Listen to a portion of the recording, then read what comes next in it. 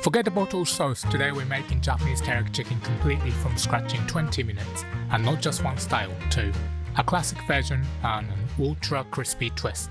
Let's hit the pan and see which you might like. For a printable version of this recipe, visit my website, just Google Teriyaki Chicken Sudachi to find me. Place your boneless skin on chicken thighs skin side down on a cutting board. We're starting with about 450 grams roughly to whole thighs, but you can go up to 600 grams if your pan is big enough. In fact, my two thighs today weigh around 600 grams in total.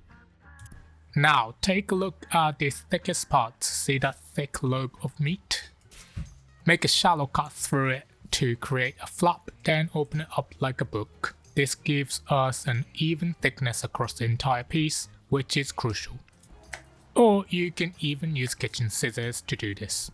Also, if there are any tendons, just trim them out.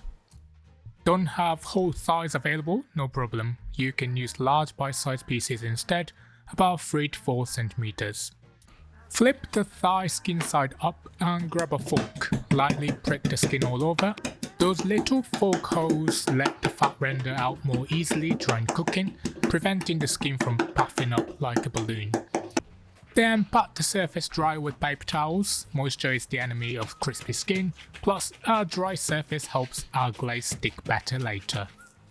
Season both sides with a good pinch of salt, that's about 1 pinch per side.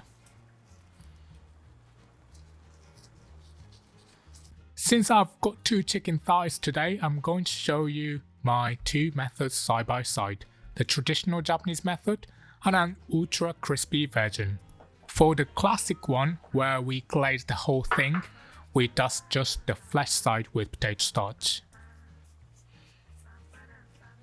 The extra crispy method, where we preserve the skin texture, flips the script and dusts the skin side instead. Same starch, different placement, different texture. We're talking about half a tablespoon total. Potato starch creates more transparency and a signature glossy shine that makes teriyaki so visually stunning. Cornstarch works too if that's what you have. Alright, let's get cooking. I'm using a large stainless steel pan today, big enough to comfortably fit both of these generous thighs. Heat your empty pan well over medium heat, add about half a tablespoon of cooking oil and swirl to coat the entire surface. Reduce the heat slightly, then place the chicken skin side down and cook for 7 minutes without moving it.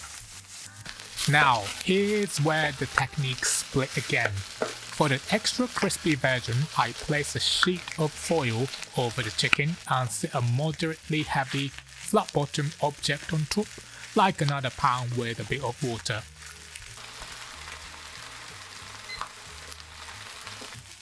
This pressure is brilliant because it eliminates air pockets, ensuring the whole skin makes contact with the pan for incredibly even crispy.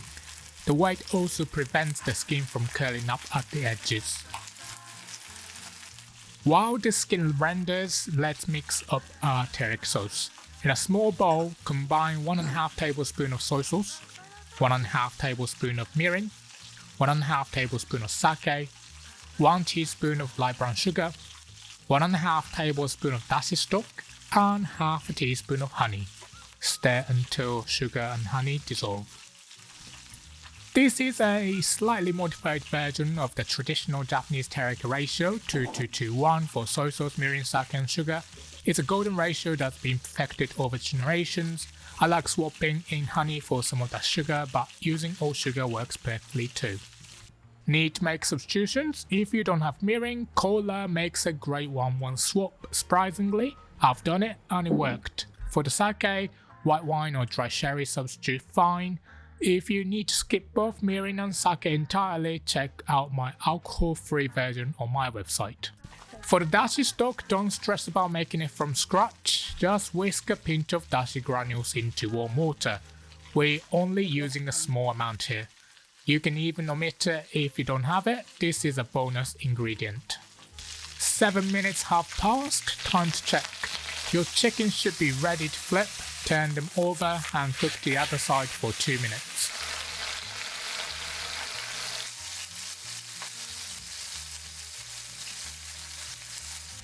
Transfer the chicken briefly to a container or a plate.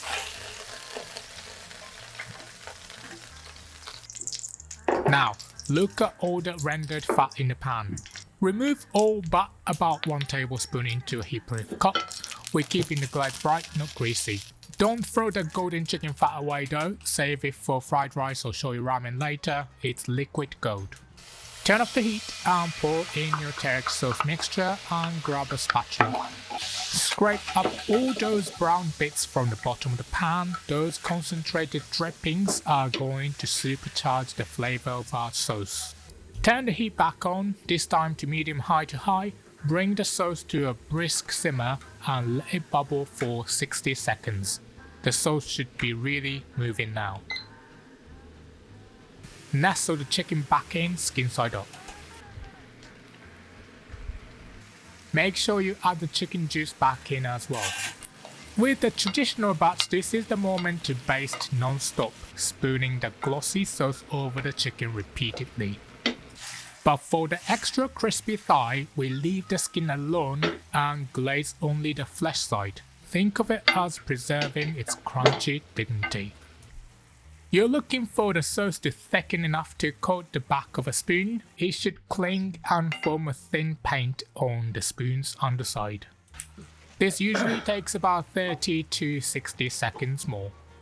Transfer the chicken to a cutting board, skin side up, and let it rest for 3 minutes. Now for slicing. Here's a little trade-off to consider. It's easier to slice skin side down, but slicing skin side up preserves the gorgeous crispiness we worked so hard to achieve. Let's try both approaches today. For the traditional one, I slice it skin side down.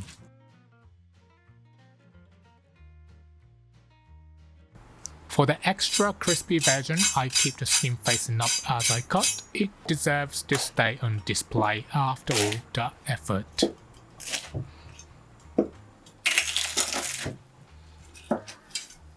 Slice the chicken into strips and arrange them on your serving plate. Spoon the glossy glaze over the surface. Look at the shine, that's the teri in Japanese teriyaki, meaning the beautiful, tempting gloss. For the extra crispy version, save the glaze for the very last moment. Pour it on right before serving so that the beautiful crunch stays intact. Serve this with freshly cooked Japanese rice. The fluffy, slightly sticky texture of Japanese rice is the perfect partner for soaking up the sweet savory glaze. And there you have it, Japanese teriyaki chicken in 2 ways made the authentic pan-glazed way. Ready for dinner, lunch or a weeknight when you want something better than takeout but don't want to spend the whole night cooking. Want even more delicious recipes? Grab my free cookbook from the link in the description. Okay, let's go over the ingredients one more time. And if you're ready to cook, grab the written instructions by clicking the full recipe box with a picture that's about to pop up on your screen. You will find the full recipe with all the tips I couldn't fit into this video right on my website. The link's on the screen now. And if you're in the mood for more, my favorite recipes playlist is waiting for you next. Thanks much for watching, and I'll see you again soon.